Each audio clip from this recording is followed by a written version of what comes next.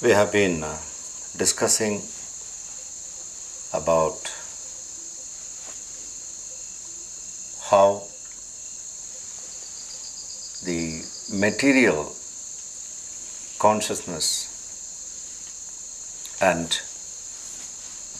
spiritual consciousness, the subjective and the objective consciousness. Other words, it is very important. You just watch people around us, we will understand clearly. I have been watching this.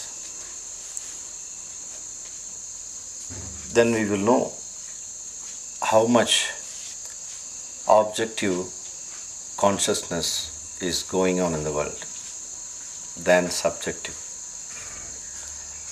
I think this particular aspect is very important to see the differentiation. First of all, we must be aware of it, first of all, that something is going on in the world around us. Then there is a possibility of changing the path. This is called from unconsciousness to consciousness. The objective consciousness behaves in such a way when somebody meets the other people, other person, they first project from the objective angle. For example, when a person A meets the person B in a normal situation, in an unconscious situation, which is not normal but prevalent in the world, they first judge the person based on objects. First they look into the kind of dress they are wearing and going very deep into this, what kind of sunglass the person is wearing. Is it a local made or Ray-Ban? If it is Ray-Ban, is it a high end or a low end or a middle end? I can say from head to foot, this practice is going on most of the places. They analyze it, they observe it. They observe the hairstyle. And nowadays the dyeing is going on, hair dyeing is popular around the world. You know, it was only one color previously, and I started seeing this dyeing idea. It was a black color only. Today so many colors of dyeing. People dye brown color, gold color. Some people dye the white color also I have seen. I don't know what is the crazy behind. So much is going on. If it is for fun and crazy, it's okay. It's a fun after all. But to show the status to somebody else, which is ugly. You know, for funny thing we can do anything. We can be like a clown. It's okay. You know, when somebody looks at least the person laughs something. It's okay. Because of me, somebody is laughing means I can be a clown easily. It's a helpline.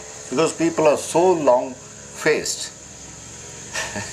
I have seen some people wearing a t-shirt of different words over there, quotes over there. Some words are really funny thing. You know. It's okay, we can understand.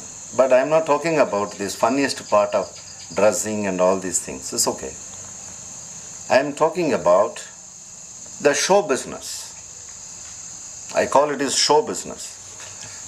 You know, great showrooms are going on. In fact, most of the people become a showroom. Because whatever available in the showroom, they put it on the body.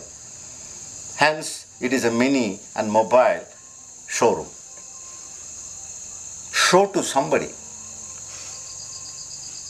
from head to foot. It is very much related to the thickening of the ego. That's why we are taking this subject today. how the ego is formed. What are the components in structuring a false ego? The false I, the shadow I. What are the consequences out of this? So from head to foot, person A look into the person B and observing, oh, he is dying, very costly die in the world. Very costly. Can't think of what is costlier in dying. And they analyze everything. What kind of sunglasses he is wearing or she is wearing. And again the jewels in India.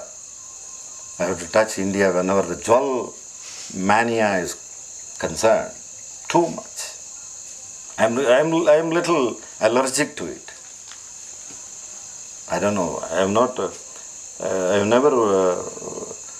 had the habit of wearing any ring or anything, as I know.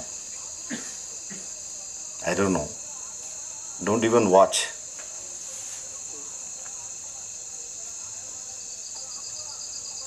So, ornaments, in the name of ornaments, if it is for oneself, it is fine. I love to do it, I like it, it's a different matter. I'm talking about show business. To wound somebody, to make somebody feel inferior. That's the motto behind all this decoration. To kill somebody. This is slow poisoning. It is dangerous than food poisoning. The show business poisoning. No? So complex.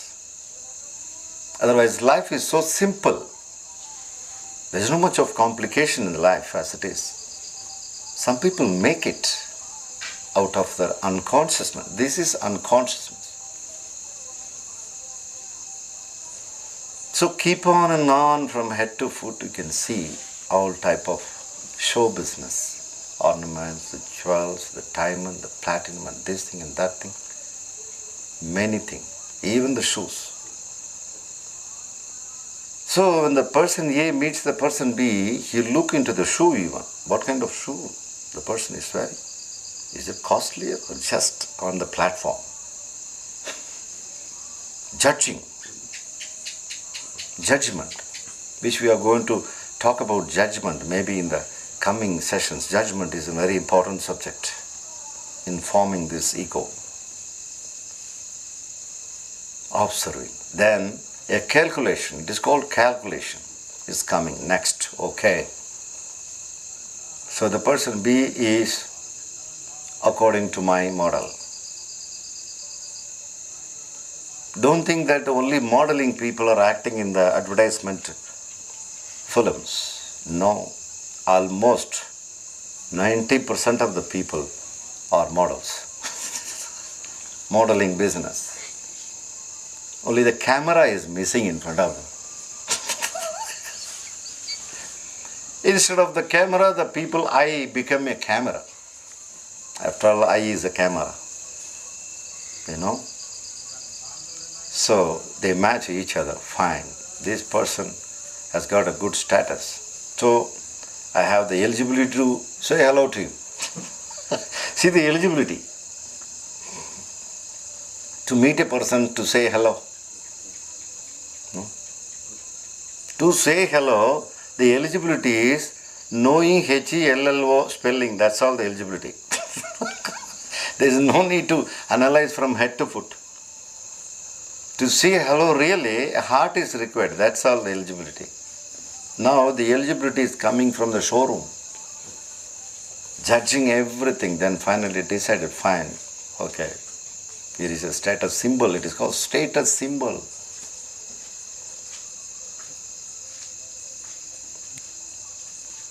No. And then they say hello to each other. If it is matching. Otherwise, if the person B is very low in the so-called status, he gets jealous out of the person. how he can be or she can be higher than me. No, I can't allow. This is called complex. Another component in building up of this shadow called I or ego. The superiority complex and the inferiority complex. It's a chain actually, it's a big chain. Formation of the ego. It works in different level like this. It's a workshop like we are doing here, like a workshop.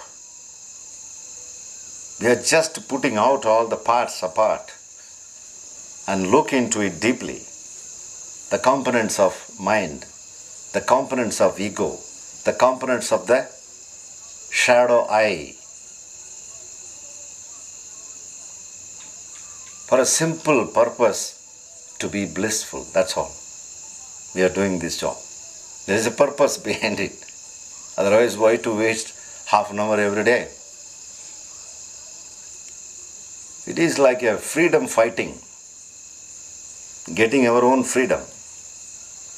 I often say to people here in India, at least some friends here, whenever they celebrate Independence Day here, Republic Day here, I used to tell them, sometimes they call me for a satsang during these 2 days.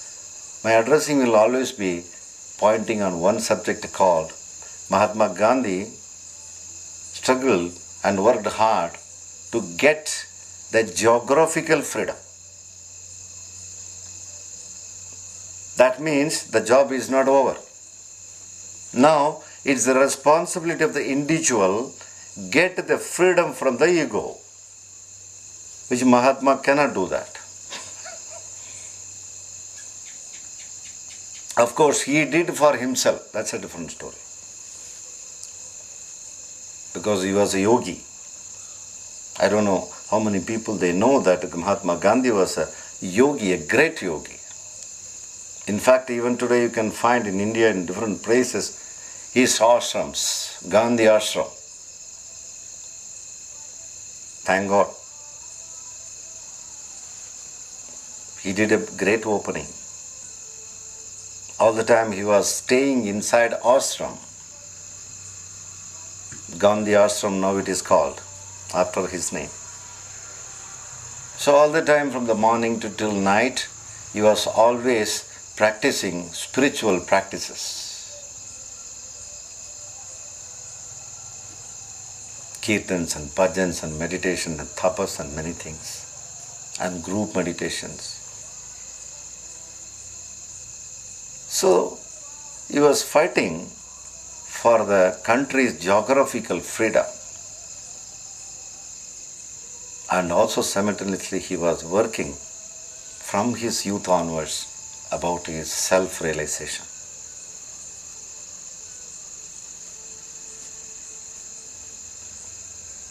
So it's our responsibility.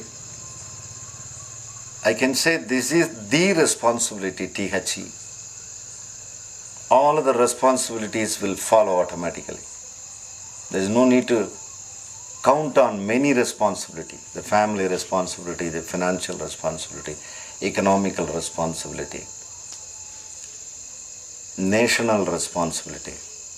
You need not worry about all these things. If this responsibility is attended to, all the responsibilities will follow like a shadow.